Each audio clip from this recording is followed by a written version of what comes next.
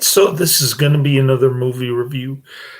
This one's called Just for the Hell of It, 1968. Give it 3 out of 5 stars. This is going to be another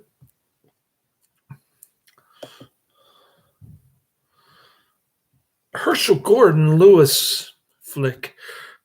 Movie poster says, "Get off the street. Here comes Destruction Incorporated. They'll smash, wreck, violate, demolish, blasting the screen in color. Mothers, hide your daughters. Police, don't turn your backs. Innocents, watch if you dare. Violence and vandalism. The new look and madness that laughs and destroys anything in its way, including your life." Produced and directed by Herschell Gordon Lewis. This is not one of his better films. There are a couple of rape scenes, but no, it's all off-screen nudity. Nothing going on there.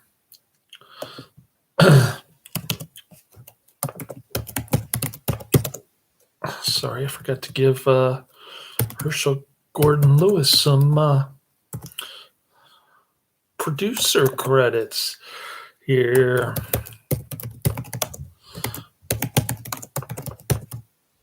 It's one of those so bad that it's good type movies. Gets a pretty low rating on IMDb, but it's not terrible. The ending doesn't make any sense to me, but okay. I think they just ran out of film, pretty much. Just for the Hell of It is a 1968 exploitation film directed by Herschell Gordon Lewis. The opening scene is set at a wild teenage party in a small apartment. It looks really cheap, like an Ed Wood set. The kids suddenly turn against everything around them and trash the apartment to complete annihilation. And this goes on for several minutes. There's a lot of filler space in this movie, including repeat scenes of them harassing a blind person and a cripple. The kids are called Destruction Incorporated, a bunch of self-imposed derelicts who terrorize a sleepy Florida town. They are led by the near psychotic Dexter, Ray Sager, also known as the Wizard of Gore, his pal Denny, Steve White, Denny's girlfriend Bitsy, Nancy Lee Noble, and their friend Lummox, Ralph Mullin. A lot of these characters you see recurring in She Devils on Wheels or the Making of a Doll. Excuse me, How to Make a Doll. Sorry about that, which also came out the same year, 1968. She Devils on Wheels, I believe, was 1965. Dexter, Denny, Bitsy, and Lummox stopped at a local neighborhood bar for a few drinks when the bartender becomes irritated with their shenanigans and orders them to be quiet, to which they respond by beating up the owner and turning his hand into a hamburger. Afterwards, Dexter and a few of the Destruction crew pile into Dexter's 1967 white Mustang car, and they drive around town terrorizing and harassing the locals. One teeny bopper steals a lady's newspaper. Actually, she lights it on fire. One teeny bopper steals a lady's newspaper and sets fire to it. I think she just stuck her lighter underneath the newspaper and the lady dropped it.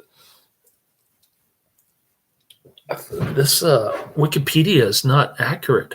A man is splash painted when a few other youths throw paint at him. Also, a police officer is contemptuously taunted. They just take off his helmet. while they're driving by.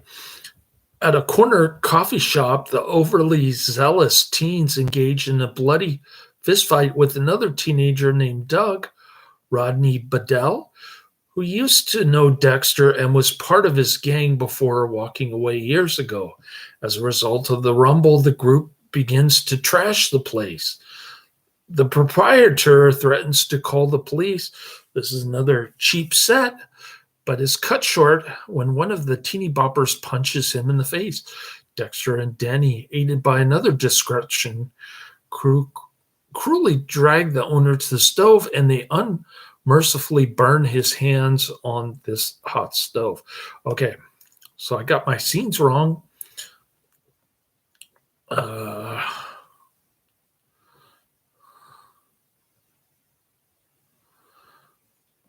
was talking about the neighborhood bar, and actually the hamburger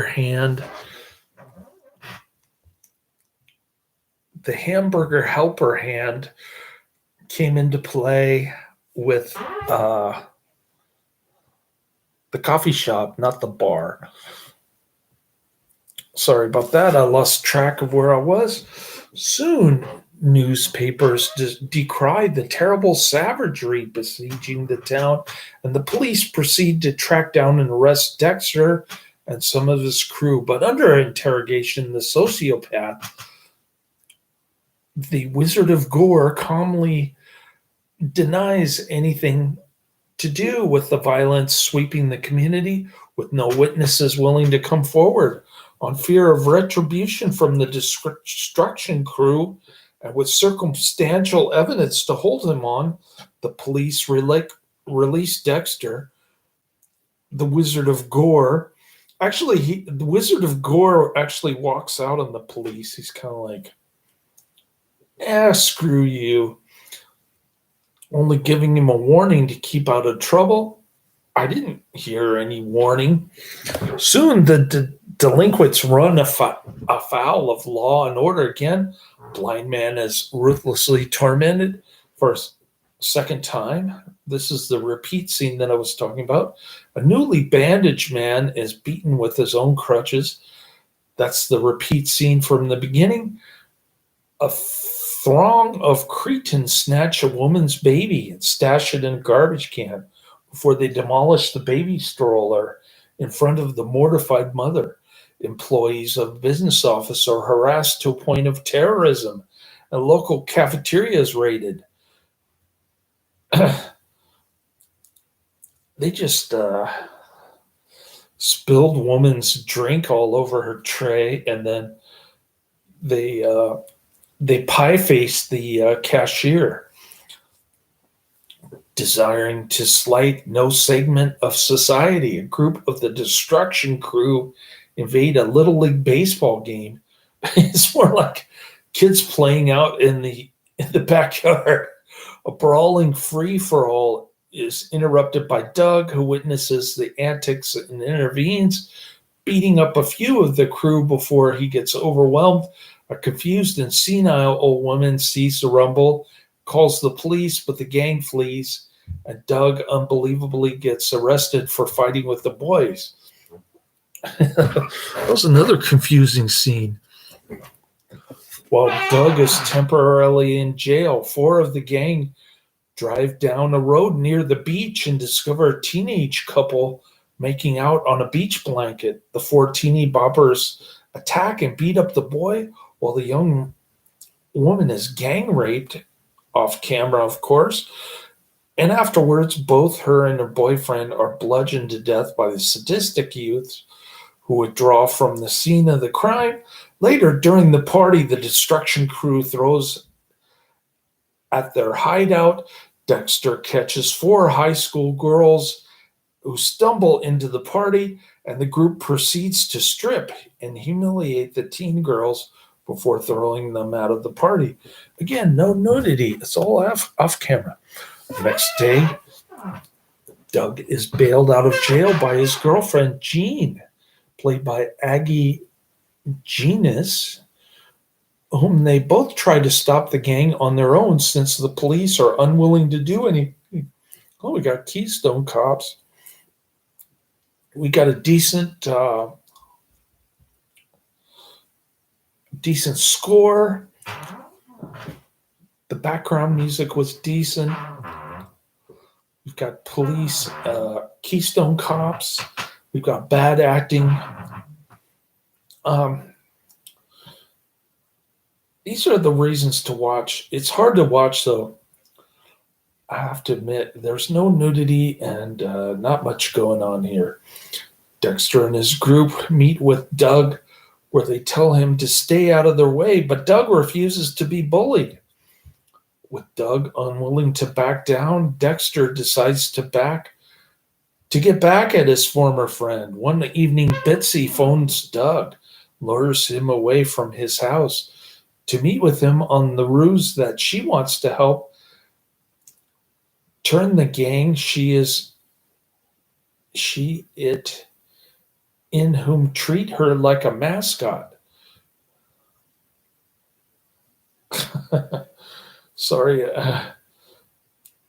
Whoever wrote this on Wikipedia is not using good English grammar.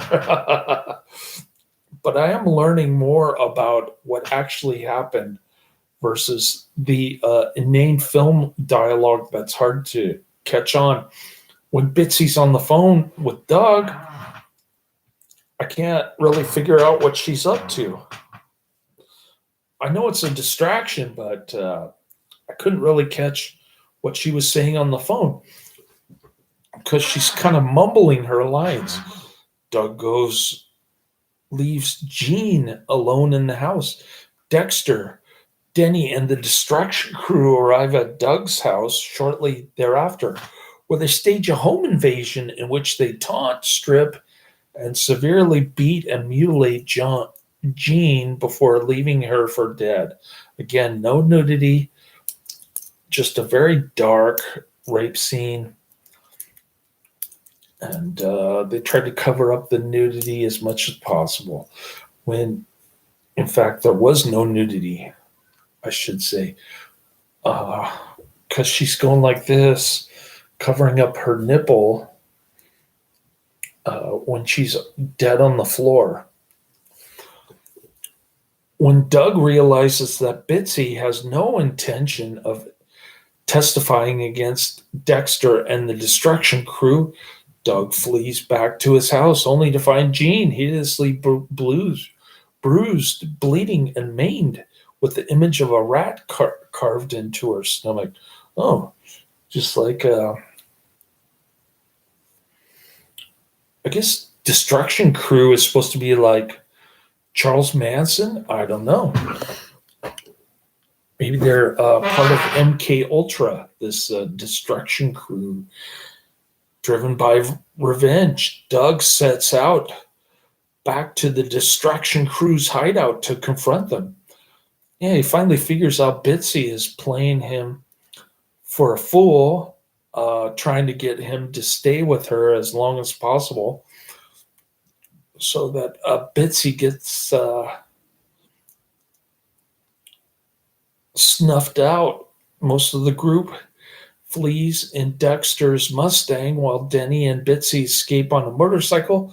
Doug gives chase with them racing through the streets of the town. Soon the police intervene in the chase, which ends when Denny and Bitsy accidentally slide off the road at a curve, hit a telephone pole.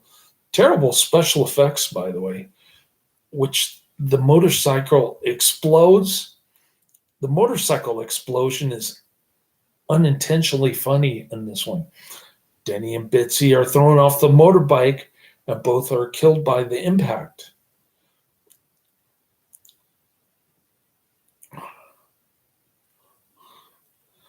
The final shot shows that Dexter has somehow escaped from the police and meeting with Lummox, who gives him an update on Denny and Bitsy's deaths, as well as several members of the crew in jail. Indifferent, Dexter responds with, "Who cares, man?" All movie wrote, just for the hell of it, has more to offer fans of Lewis's well-known gore films than his other genre deviations, though it's unlikely that many other viewers would be amused Um, so this movie is for only uh, pure Herschell Gordon Lewis fans. And once again, there's nobody in the chat room. So I'm going to go to the IMDb page now. Just for the hell of it, 1968, not rated. I told you about the movie poster. It's 1 hour, 21 minutes. Although the YouTube version was 1 hour, 25 minutes. Maybe that's why it had recurring scenes in it. I don't know. Gets a low 4.3 out of 10 on IMDb. 537 ratings. Not too obscure, but somewhat obscure. Kind of similar to the last movie I saw, the Fred Olen Ray movie, The Shooter. A young teenage boy is blamed for a Florida neighborhood being terrorized, but the real culprits are a gang of four punks leading a group of local delinquents on a nihilistic lifestyle of destruction and mayhem. All right, more like this. She-Devils on Wheels, A Taste of Blood, The Wizard of Gore, and Color Me Blood Red. I think I've seen all of those.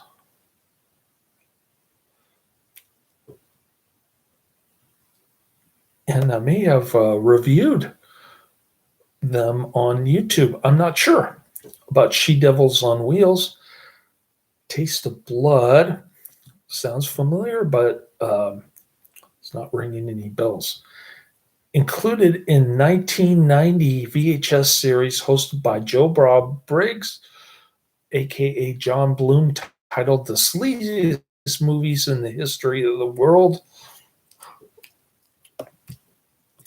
The news story underneath the headline, 5 cars in lots burned by hoods, covers the funeral of 7 children from the Richardson family, where a Florida father, James Richardson, was sent to death row for killing all his kids with parathion in 1967. He was set free in 1989 after the babysitter he hired confessed to the crime. Oh. So this guy, James Richardson, went to jail for no reason. Lummox, those guys are going to be in a lot of trouble. Dexter, who cares, man? All the footage under the opening credits is used again later in the film as a block, frame by frame. This was edited into Sleaze Mania, 1985. The soundtracks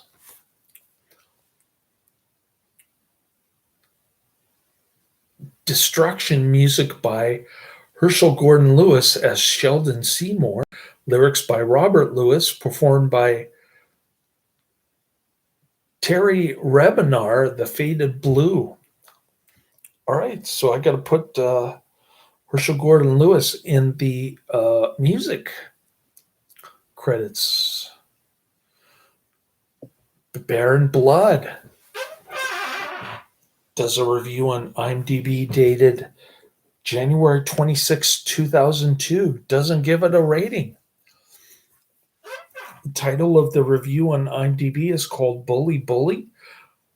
A group of crazy, violent teens makes life a living hell for a town of babies, handicapped people, blind men, and single women with nary a cop in sight when anything happens, shortly after anything happens, or even after that.